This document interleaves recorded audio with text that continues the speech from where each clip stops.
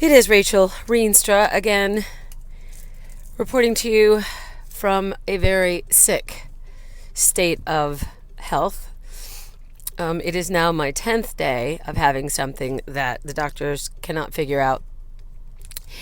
But I went in and I just got back from the doctor and I want to share it, okay? I want to share it because it validates something that I've said for a long time.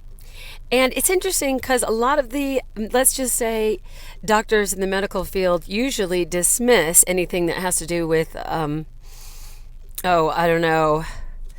chemtrails or things in the air that you might be breathing that might make you sick. Okay, well, today I have on camera a doctor telling me exactly not only what he thinks has made me sick or could have made me sick, but he's witnessed hundreds and hundreds and hundreds of people in California, and he has reports of them all over the country getting a certain thing called chem-trail lung. And you think I'm joking? I'm not. I wish I was, but I'm not. And I wanted to share this because it is my 10th day of being sick. I went into the doctor 5 days ago. This is after trying to beat whatever it is I have. Aches, pains, cough, fever, regular flu stuff, right?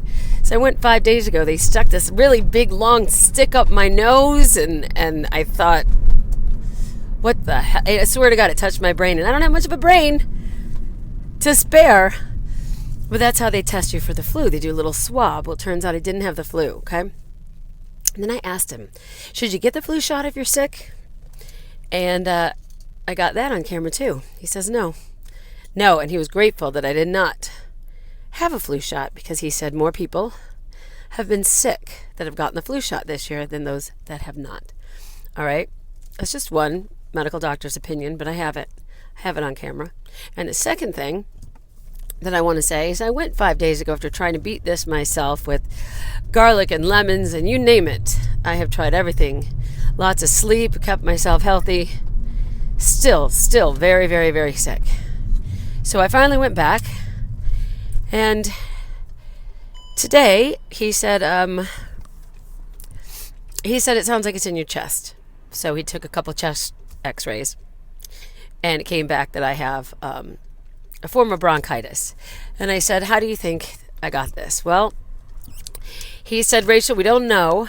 We put you on a certain antibiotic, which he did 5 days ago. I went on Keflex. It did nothing. If anything, it made me worse, which antibiotics most of the time do.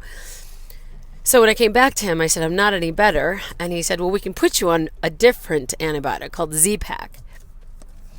Not guarantee it's going to help, but there's so many viruses out there. There's so many bacterial infections. And I said, where are they coming from? And this is when I recorded it. And when he told me, I said, can I get you on camera saying that? Because I really, really want a lot of people to know. And that's why I'm giving this video. I might air it on my channel, but I think I'm actually going to give it to Richie from Boston. Because not only is he an awesome truther, he's got a lot of people following him. And I think the more people that know this, the better. And I'm going to tell you something. Not a lot of doctors come out and say the truth. And this guy is willing to be on camera saying the truth. And I'll tell you something else. I have a show on ABC every Saturday morning. It's called The Wildlife Docs, ironically. Docs as in doctors. It's about the veterinarians of wildlife. And this is my 5th year having this TV show. And I've been outing the truth. Richie's one of the people that inspired me to start making videos. I don't do all my videos in my car, by the way, so don't start calling me Richie from Boston, because I'm not. I'm Rachel from NoHo.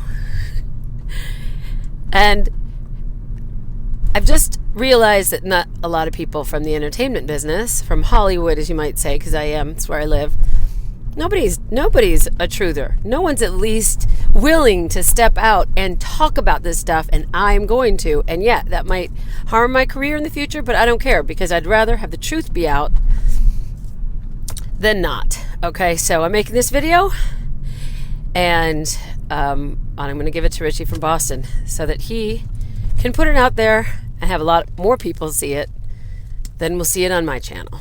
All right? And this doctor, by the way, I asked him why I got this bacterial infection, and he tells me a little bit about what is in our skies. And he uses something that I was very surprised with, that is now not just something he made up, but something that's known amongst the maybe the awoke doctors. But it has to do with the things that we're breathing, guys. It has to do with what we're breathing. So I'm going to just out this, and I'm going to hope that as many people see it as possible, because for me it's validation that what I've been saying, what Richie's been saying, and I made a funny video about it too called Chemtrails, and it's a parody about the chemtrails. But because, sometimes I don't know what else to do with it. I'm a comedian, I'm a host, and I'm not a effing shill just because I'm in the entertainment business and I'm willing to talk about it. And it means I have courage to get out there and say what's happening, and there's nobody else I know in the entertainment business that's doing that, all right? So, and that's what the cough that I have.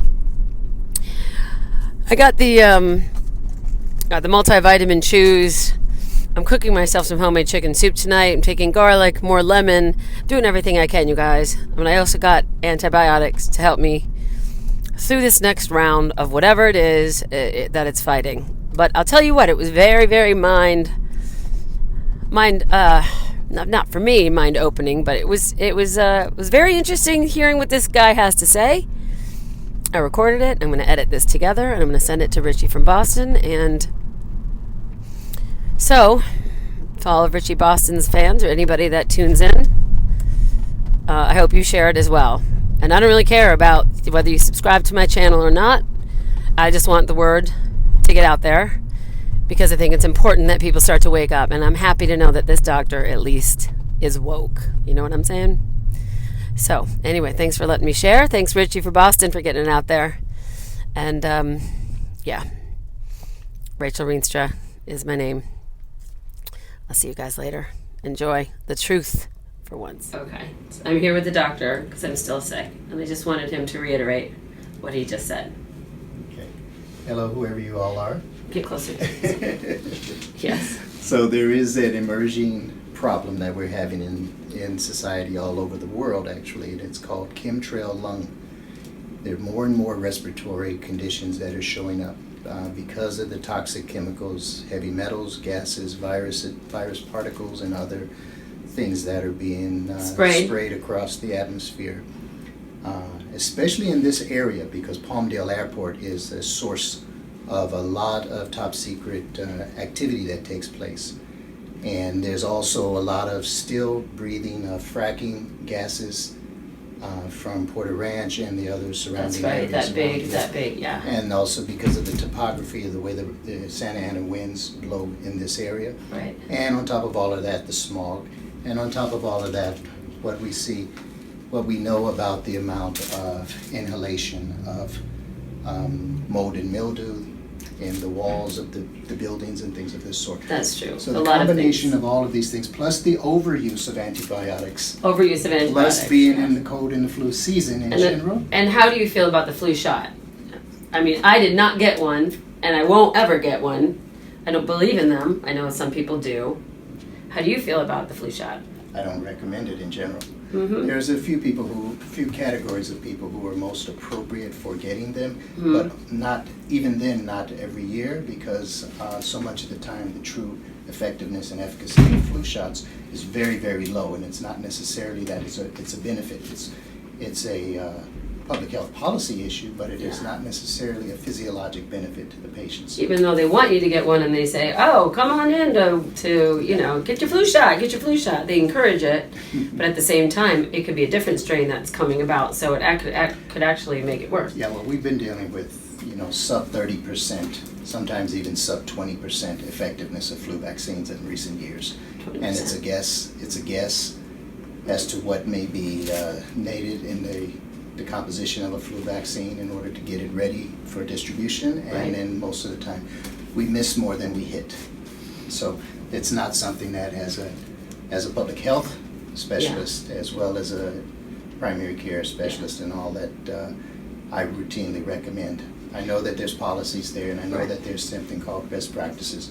Right. But if you look at it more in general... He said best practices, not breast practices. That's different. It's a whole nother show. So if you look at it in terms of what else people can be doing, there's a whole lot more that people can do to improve their health from a prevention point of view and from a detoxing point of view and from a proactive health orientation Be point of view, proactive, right. as opposed to just simply relying on getting the Okay. vaccinations. And there was somebody that was found in the Mississippi River who stood up in Atlanta. He stood up for not getting the flu shot, and he ended up disappearing. Well, actually, no, his body was found. So, we got to stop. Are you giving me the stop? Can we wrap it up? Okay, wrap it up. Okay. Anyway, chemtrail lung. I'm just saying.